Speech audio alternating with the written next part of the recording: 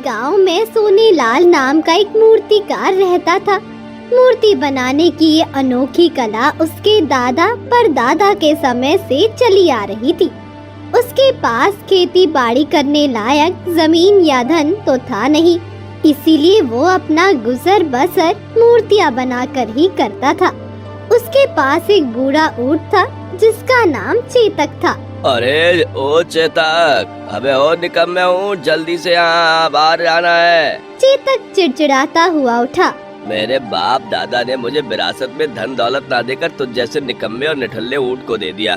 अब खड़े खड़े मेरा मुंह क्या देख रहा है, चल इधर आ। अरे ये कैसा मालिक है, एक तो इतनी भारी भारी मूर्तियाँ बनाता है और मेरे ऊपर लाद देता है। ये भी नहीं सोचता कि मैं इन्हें इतनी दूर लेकर जाऊंगा कैसे। अरे रे रे रे, मेरी बूढ़ी कमर तो टूट ही जाती है। वहाँ खड़े खड़े अपना समय नष्ट करता रहेगा या फिर कुछ हाथ पैर भी चलाएगा? लगता है रात का खाना नहीं खाना है तुझे। हाँ हाँ, जैसे व्यंजनों की बरसात होगी है रात को। अरे वही सूखी घास खा रहा हूँ पिछले 20 साल से।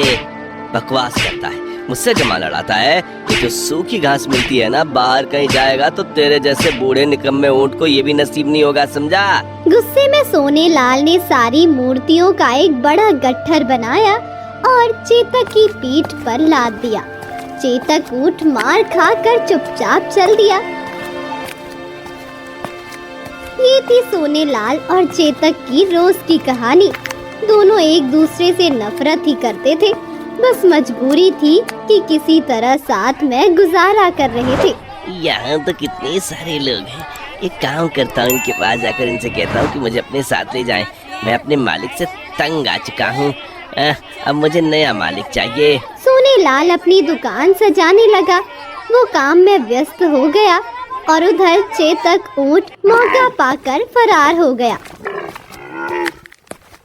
चेतक एक आदमी के पास जाकर बोला, अरे बाबूजी, आप ये बोरिया उठाकर कहाँ ले जा रहे हैं?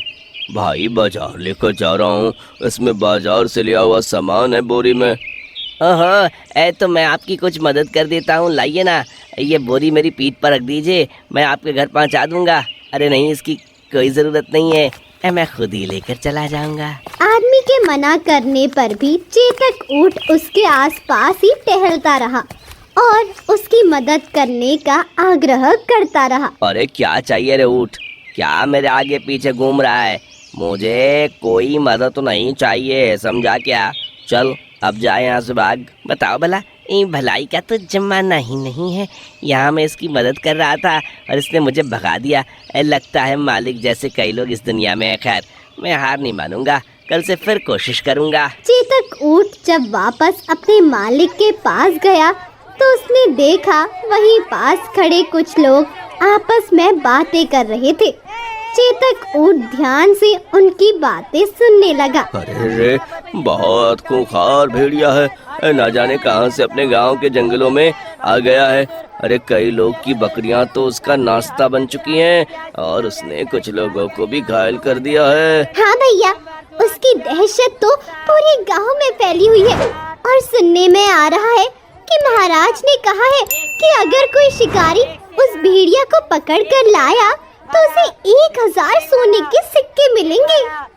चेतक ऊँट कान लगाए उन लोगों की बातें सुन ही रहा था कि तभी उसके मालिक ने पीछे से उसे जोरदार डंडा मारा। अरे अब क्या कर दिया मैंने? अब क्यों मार रहे हो मुझे? मैं तब से यहाँ अकेले सारा काम कर रहा हूँ और तू बाजार में मटर गश्ती छानने निकला है। चल अब घर चल। अरे तुम तो बस मारने का बहाना ढूंढते हो। अरे रे, अभी तक दर्द हो रहा है। सुन रहे हो, खतरनाक भेड़िया घूम रहा, जरा बच के रहना। फिर दोनों घर वापस आते हैं। उनके घर पहुंचने की थोड़ी ही देर बाद मौसम खराब होने लगा। ओह, मौसम बिगड़ रहा है। चूने की बोरियों को घर के अंदर रखवाना पड़ेगा, वरना गीली हो जाएंगी। सोनेलाल खुद से ही बातें कर रहा था, लेकिन चेतक ऊँट ने उसकी ये बात सुन ली। अरे नहीं नहीं नहीं, अब ये मुझे फिर से काम पे लगा देगा। यहाँ से मुझे फौरन 9-11 होना होगा। चेतक ऊँट मौका पाकर वहाँ से खिसक गया। कतई निर्दयी आदमी है ये मालिक। दिन भर इतना काम करवाने के बाद फिर वो उम्मीद लगाए बैठा है कि मैं काम करूं। खाने को देता है सूखी घास और सेवा ऐसे लेता है जैसे कहीं का महाराजा हो। बड़ा आया कहीं का। अचानक से बहुत तेज बिजली कड़की और बरसात शुरू हो गई। अब आएगा ना मजा। आज मैं वापस घर तो जाऊंगा नहीं। उठने दो, आज इसको सारी बोरियां अकेले उठाने दो। अपने दम पे अब समझ आएगा मैं कितना काम करता हूँ। हाँ, जल्दी से अपने सोने के लिए अच्छी जगह ढूंढता हूँ। मगर तभी चेतक ऊँट सोच में पड़ जाता है कि अब वो जाए कहाँ। ओहो, जंगल जाना तो अभी सही नहीं होगा। कहीं वो खूंखार भेड़िया मुझे मिल गया तो लेने के देने पड़ जाएंगे। एक काम करता हूँ, यही गांव में कोई छिपने की जगह ढूंढता हूँ। चेतक ऊँट एक खाली मैदान देखकर वहाँ पेड़ों के पीछे छुपकर सो गया और वहाँ कोई चेतक ऊँट को कोई ढूंढ भी नहीं पाता। लेकिन अब उधर सोने लाल की हालत खराब हो रही थी। हाँ, ये निकम्मा चोर नालायक ऊँट पता नहीं किधर जाकर मर गया। ये बोरियां खींचते खींचते कहीं मेरी कमर की नसें न खिंच जाएं। लेकिन अब कर भी क्या सकता हूँ, इन बोरियों को तो अंदर ले जाना ही पड़ेगा। सोने लाल ने कुछ बोरियां तो जैसे तैसे खींची, लेकिन उसका गुस्सा तो अब 7वें आसमान पर था। सोने लाल तेज बारिश में गुस्से से बिलबिलाता हुआ चेतक ऊँट को ढूंढने निकल पड़ा। बारिश तेज होती जा रही थी और अंधेरा छाने लगा था। अब ऐसे में कुछ देख पाना मुश्किल था। इसी बीच वो खूंखार भेड़िया, जिसकी हर तरफ चर्चा थी, वो घने जंगल से शिकार की तलाश में बाहर निकला। जंगल के सारे जानवर बरसात के कारण छुप गए हैं। इंसानों की बस्ती भी जरूर वही हाल होगा। लगता है मुझे आज भूखे पेट ही सोना पड़ेगा। कोई शिकार नहीं मिल रहा। अरे, आज तो बड़ी कमजोरी सी लग रही है। भेड़िया थोड़ी देर घनघोर बारिश में यहाँ वहाँ भटकता रहा, लेकिन उसे कुछ भी नहीं मिलता। हाँ, अब तो मुझे जल्द से जल्द कोई जगह ढूंढनी पड़ेगी जहाँ मैं बरसात रुकने तक आराम कर सकूं। ऐसे भटकने के बाद तो और भी कमजोरी लग रही है। ऊपर से ऐसे अंधेरे में कौन आएगा बाहर? कोई इंसान तो क्या, चुईया भी खाने को नहीं मिलेगी मुझे। भेड़िया थोड़ी दूर और चला, फिर उसे एक छोटी सी झोपड़ी दिखाई दी जो खेत के बीचों बीच बनी थी। अरे वाह, आज रात का बसेरा, क्या पता सुबह किसी खेत का मालिक यहाँ पे आ जाए, फिर उसको अपना सुबह का नाश्ता बनाऊंगा। भेड़िया जाकर झोपड़ी के अंदर बैठ गया, लेकिन उसे क्या पता था उसका ये आराम ज्यादा देर का नहीं था। थोड़ी ही देर में भेड़िया को गहरी नींद आ गई और वो सो गया। उधर चेतक ऊँट को ढूंढता हुआ सोने लाल भी वहीं आ पहुंचा। अरे, ये बारिश में मुझे उस ऊँट को ढूंढना पड़ रहा है। आज मिल गया तो मैं उसे इतना मारूंगा कि उसके फरिश्ते भी कांप उठेंगे। सोने लाल गुस्से में बड़बड़ा रहा था और तभी उसकी नजर सामने झोपड़ी में सो रहे किसी जानवर पर पड़ी। वो गुस्से में सीधा झोपड़ी में पहुंचा और एक जोरदार डंडा लगाया। किसकी मजाल जब मुझे मारे। अबे, तेरा मालिक की निकम्मे नामुराद ऊँट कहीं के, तुझे मैं आज छोड़ूंगा नहीं। सोने लाल ने ना आओ देखा ना ताओ और भेड़िया पर छड़िया बरसाने लगा। भेड़िया भी समझ नहीं पाया कि ये कौन बहादुर है जो मुझे मार रहा है। भेड़िया को लगा कि ये साधारण आदमी नहीं है और इससे जीतना तो बिल्कुल नामुमकिन है, इसीलिए उसने भी अपनी हार स्वीकार कर ली। भेड़िया इतनी मार खा चुका था कि अब वो भीगी बिल्ली बन गया था। ना जाने उसे क्या हुआ, वो सोने लाल के बताए रास्ते पर चुपचाप चलने लगा। दोनों घर पहुँचे। चल, सारी की सारी बोरियां खींच कर अंदर ले जा। मैं इन्हें नहीं उठाने वाला। ये सारा काम तेरा है, जल्दी कर। सोने लाल ने बैठकर भेड़िया से सारा काम करवाया और फिर उसे खूंटे से बांध दिया। हाँ, अब यहाँ से कहीं गया ना तो फिर देखना तेरी ऐसी पिटाई करूँगा ना कि पिछवाड़ा लाल हो जाएगा। इतना कहकर सोने लाल सोने चला गया। भेड़िया को भी लग रहा था कि ये कोई वीर है और इसका कहा ना मानना मतलब सीधा मौत से टक्कर। वो चुपचाप वहीं पड़ा रहा और उसने हिलने की कोशिश भी नहीं की। सवेरा हुआ तो सारे गांव में हल्ला मच गया था। लोग दूर दूर से घनश्याम के घर में खूंटी से बंधे भेड़िए को देखने आ रहे थे। ये का नजारा है भैया, कलयुग में भी ऐसा होता है का? मुझे तो लगता है कि ये सोने लाल बहुत ही बहादुर आदमी है भैया। इसने खूंखार भेड़िया को अपने आंगन में इसे बांध रखा है जैसे कोई भेड़ बकरी हो। वीर भैया, तभी तो वो भेड़िया है जिसने सबको परेशान कर रहा है, यहाँ भीगी बिल्ली की तरह पड़ा है। लोगों का शोर सुनकर सोनेलाल बाहर आया। अभी वो कच्ची नींद में ही था, तभी उसकी नजर बाहर बंधे हुए भेड़िया पर पड़ी। अरे बाप रे, ये भेड़िया हमारे घर में कहाँ से आया? अरे नहीं नहीं नहीं नहीं, कहीं रात के अंधेरे के कारण धोखे से मैं इसे पकड़ तो नहीं लाया? हे ऊपर वाले, क्या हो रहा है मेरे साथ? सोनेलाल कुछ और भी कहता, उससे पहले महल से सिपाही आ गए। क्यों, तुम ही सोनेलाल हो? चलो, महाराज ने तुम्हें बुलाया है। क्या मुझे? पर काहे का भैया? मैंने क्या कर दिया? मैं तो एक मामूली सा गरीब आदमी हूँ, मुझे माफ कर दो। अरे तुम मामूली कहाँ हो? तुमने इस आदमखोर भेड़िया को इतनी बहादुरी से पकड़ा है तो तुम्हें महाराज इनाम देंगे। चलो, देर मत करो, वहाँ सब तुम्हें देखना चाहते हैं। ये सब सुनकर सोनेलाल की छाती और चौड़ी हो गई। वाह, क्या सच में? मगर इस भेड़िया का क्या होगा? क्या ये मेरे आंगन में खूंटे से बंधा रहेगा? अरे नहीं नहीं, ऐसे तो महल के कुछ खास शिकारी से महल में पालतू शेर की तरह खार रखा जाएगा। इससे महाराज की शान बढ़ेगी।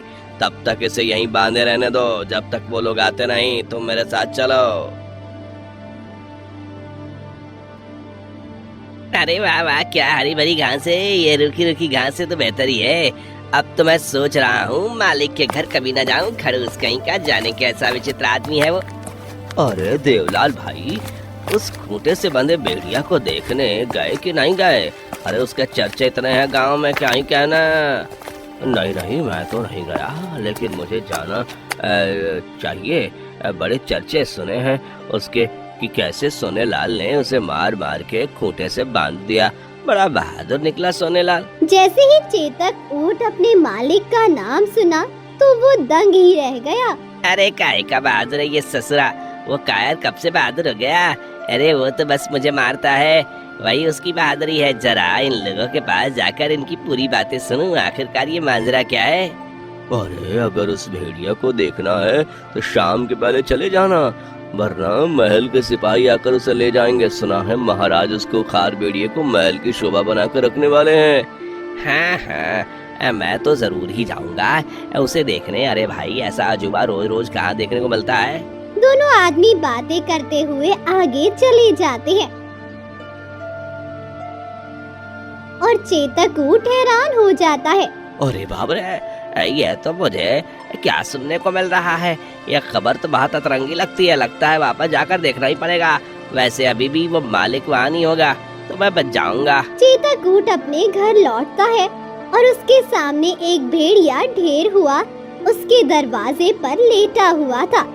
ऐसे भेड़िया को यूं अपनी तरह खूंटे से बंधा देखकर चेतक ऊंट भी हैरत में पड़ जाता है। अरे ये क्या, ये भेड़िया भाई के कैसे दिन आ गए? अरे तुम्हारे किसी ऊंट की तरह खूंटे से बंधे हो? अरे भाई, आखिर क्या हुआ तुम्हारे साथ? अरे मुझे अपनी दोस्त समझकर सारी बातें बताओ। ऊंट की मूंग से दो शब्द सुनकर तो जैसे भेड़िया पिघल ही गया था। क्या बताऊं, उस आदमी ने मुझे कल रात इतना मारा कि मुझे लगा कि वो कोई वीर है। अरे मैं चुपचाप यहाँ आकर बैठ गया और तो और उसने बोरिया भी उठवाई। वाकई में कुछ बात तो है मेरे मालिक में। उसने पीट पीट कर एक भेड़िए को भी ऊंट बना दिया। भेड़िया भाई, इंसान कुछ भी कर सकते हैं। अरे तुम हंस रहे हो, मुझे तो लगा वाकई तुम एक दोस्त की तरह मेरी मदद करने आए हो। अरे भैया, एक ऊंट होकर भला भेड़िए की दोस्ती क्यों करूंगा? है, मैं ऊंट जरूर हूँ मगर इतना बड़ा वाला ऊंट नहीं हूँ। खैर तुम यहीं बंधे रहो, मैं चला जंगल की ओर हरी भरी घास खाने। जंगल वहाँ तो मैं बड़े चैन से रहता था। हाँ, लेकिन अब मैं वहाँ चैन से रहूंगा क्योंकि अब तो वहाँ तुम्हारा खतरा भी नहीं रहेगा। मालिक ने कुछ तो काम करना ही नहीं है। चेतक ऊंट हंसता हुआ जंगल निकल जाता है और भेड़िया अपनी किस्मत को कोस रहा था। उधर महल के सिपाही उसे लेने आ जाते हैं। इसकी पूंछ पकड़ो, इसे जंगल ले चलो। क्या? अरे पूंछ पकड़ के ले चलूं? अरे भाई ध्यान से, भेड़िया है भेड़िया। अरे काहे का भेड़िया? कैसे बंधा है, खूंटे से ले चलो। सिपाही ने आगे बढ़कर भेड़िया का पूंछ पकड़ा और किसी पालतू जानवर की तरह राजमहल ले जाने लगे। रास्ते में खड़े सभी गांव वाले ये अद्भुत नजारा देख रहे थे कि कैसे एक भेड़िया ऊंट बन गया। महल में जब महाराज भेड़िया को ऐसे आता हुआ देखते हैं। अरे अरे, इतना खतरनाक भेड़िया और वो भी ऐसी हालत में, भला इससे हमारे महल की शोभा कैसे बढ़ेगी? अब ये कोई भेड़िया बढ़िया नहीं, ये बस ऊंट बनकर रह गया है। तो फिर क्या करना है राजा जी? अरे इसे ले जाकर कैद कर दो, और हाँ, इसे हरी भरी घास खिलाना मत भूलना। बहुत बकरियां और भेड़े खा लिए इसने। हाँ, अब इसे तुम घास चरने को दो। फिर सैनिक ठीक ऐसे ही करते हैं और ले जाकर भेड़िए को पिंजरे में कैद कर देते हैं। उधर चेतक ऊंट जंगल में खुशी खुशी रहने लगता है और सोनेलाल महाराज के दिए इनाम से अपना जीवन अच्छे से व्यतीत करने लगता।